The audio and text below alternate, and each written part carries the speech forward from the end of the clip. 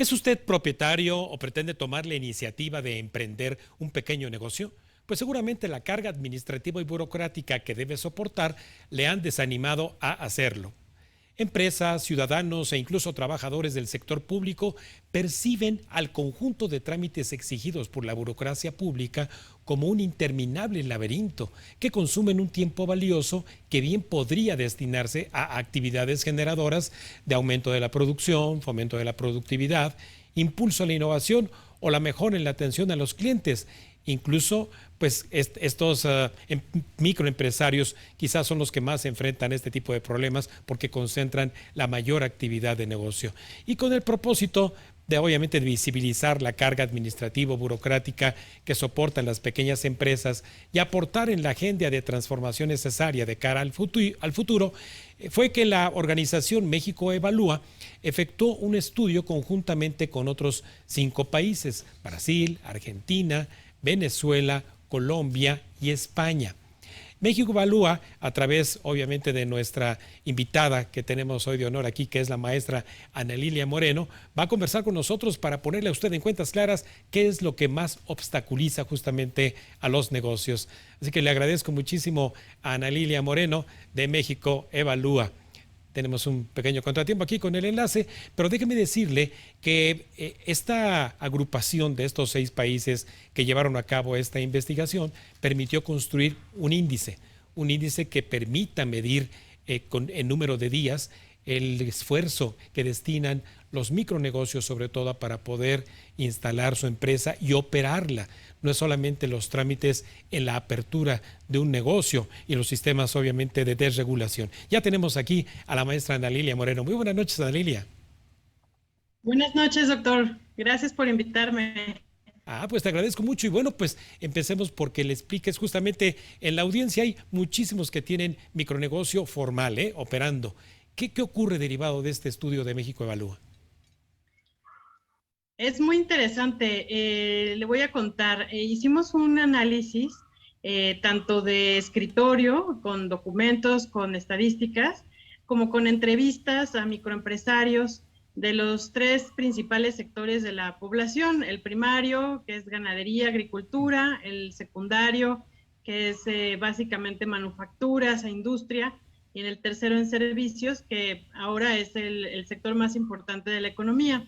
Y lo que descubrimos fue que los microempresarios ven con gusto algunos avances que han desarrollado las autoridades, tanto federales como estatales y municipales, en relación a la digitalización.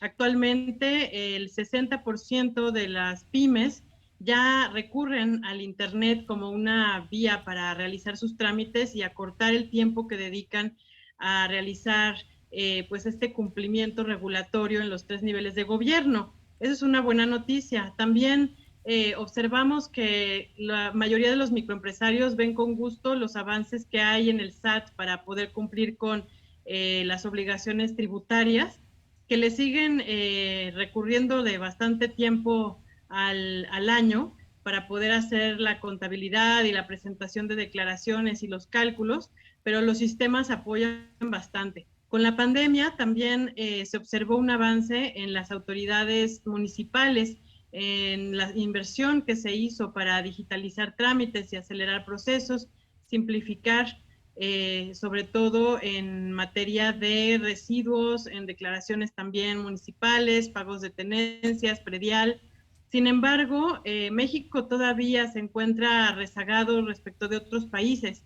En el estudio que hicimos en conjunto con otros centros de pensamiento de Latinoamérica, descubrimos que, por ejemplo, Brasil tiene un avance significativo. Actualmente las pymes en Brasil destinan 100 horas al año al cumplimiento regulatorio, puesto que las autoridades han implementado mejoras sustanciales, entendiendo que los empresarios necesitan dedicarse a su negocio y sí a cumplir, pero que no, esto no represente una sobrecarga. México le destina alrededor de 500 horas al año, muy parecido a Colombia. Somos un país que está en la tabla media de Latinoamérica. Todavía nos falta por recorrer bastante, pero no estamos tan mal como otros países como Colombia bueno, nos decía Colombia, Argentina y Venezuela, que ya le destinan ellos cerca de 1,000 horas al año a trámites burocráticos. Caray, bueno, pues estás hablando de 500 horas que serían equivalentes a casi 50 días que le quitarían al negocio justamente para operar en mejores condiciones, pues sus ventas, su capacitación, etcétera. Eh, ¿Qué recomendación, qué se requiere entonces que los gobiernos deberían estar haciendo por impulsar más la disminución de este número de horas al año, Ana Lilia? Claro, pues el llamado es principalmente, creo que sectoriales. Sí. Ahí es donde vimos los mayores cuellos de botella en varios sectores de la población. Por ejemplo, en ganadería, los ganaderos que gastan mucho tiempo y recursos económicos en las validaciones o brucelosis. A veces el ganado tarda hasta 6 meses en salir al Sí. mercado por la espera que se tiene que tener en las certificaciones. Otros es en el transporte. Por ejemplo, cuando se transportan las mercancías entre entidades federales, cambian las regulaciones sobre qué cambiar, cuáles permisos deben de traer, si traen carga. Esto implica que a veces los transportes tardan mucho en llegar a su destino y también hay muchas importantes respecto de la corrupción, porque mientras más incierta es la regulación, pues también a veces es más certidumbre de que le van a pedir algún soborno a los empresarios para poder agilizar los trámites. Otro sector en tema de permisos, pues es el energético a nivel federal, el cambio de reglas que da el no saber exactamente cuántos empresarios tienen que hacer. Eso requiere pues recurrir a vías de comunicación informal con amigos, con familiares, con personas del sector, en vez de que haya una información clara y precisa, ¿no? Y en el sector que vimos muy sobreregulado fue el de la publicidad, el de la venta de espacios publicitarios y colocación de espacios. Tenemos una sobrecarga. Una pyme de 10 empleados le puede llegar a destinar hasta 2 empleados de tiempo completo para el cumplimiento regulatorio, tanto ante el Instituto Nacional Electoral como ante el Instituto de Telecomunicaciones. Y esto implica para la pyme una carga que debe de pagar para poder mantenerse formal, pero que no le repercute en rentabilidad.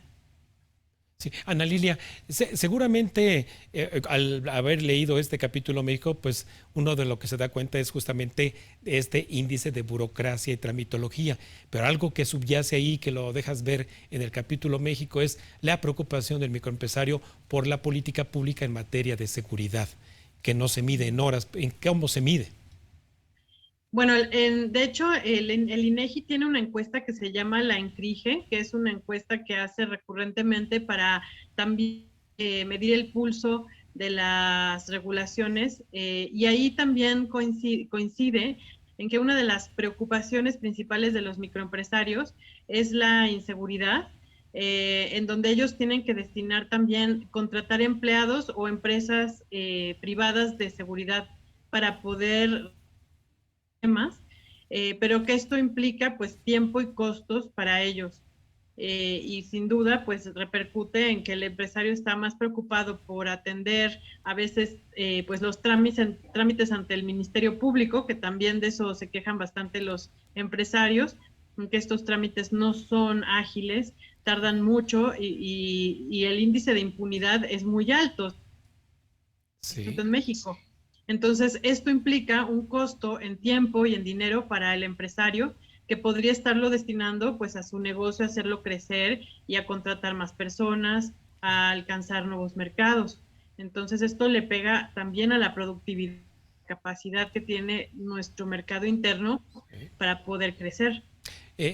Ana Lilia, finalmente, entre quienes te están escuchando, seguramente hay muchos microempresarios, pero que están en la informalidad y que esto que nos acabas de compartir de la tramitología y la burocracia, pues no los desanima a incorporarse a la formalidad.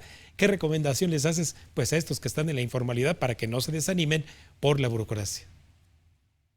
Pero es un tema muy interesante porque la informalidad al final de cuentas es un incentivo para poder operar el negocio sin cumplir con tanto trámite. De hecho, los microempresarios de eso también se quejan, del mercado informal como una competencia desleal. El informal que quiere tendría que explorar todas las oportunidades que hay a nivel tributario, que sí hay, para que se puedan formalizar y puedan cumplir. También en la seguridad social, que pudieran al seguro social o al programa de su localidad. La formalidad pues es de largo plazo, ¿no? Sí. Implica esfuerzo, como vemos, 500 horas en promedio al año, pero también implica más estabilidad para la empresa y también poder entrar a programas que puede dar no solamente el gobierno de México, sino también gobiernos extranjeros o agencias de cooperación que a veces ofrecen oportunidades para poder aumentar la capacidad que tienen, pues de mejorar su sistema más estable, de poderlo heredar a sus hijos, Claro. de poder crecer, innovar. Para eso se necesita ser una empresa formal, sin duda. Sí. No, pues sin duda que con la empatía que tienes al dejarte escuchar con nuestra audiencia, en donde hay seguramente informales, pues les has convencido de que buscándole los incentivos pueden incorporarse a la formalidad. Muchísimas gracias y muchas felicidades, Ana Lilia, por este estudio que recomendamos mucho. Se visite el sitio de México Evalúa y seguirte desde luego en redes sociales. Muchas gracias, Así Ana Lilia. es, muchas gracias, doctor. Muy buenas noches, muchas gracias. Bueno, pues ahí lo tiene. Seguramente el diseño de políticas públicas locales se encamina a facilitar la actividad de los pequeños negocios y así podremos tener mayor productividad, ingresos y creación de empleos. Perdón. Antes de ir un breve corte, les recuerdo nuestras redes sociales de la Agencia Mexicana de Noticias para que nos siga en Facebook y en Twitter, @MXNoticias y @Raimundo Tenorio.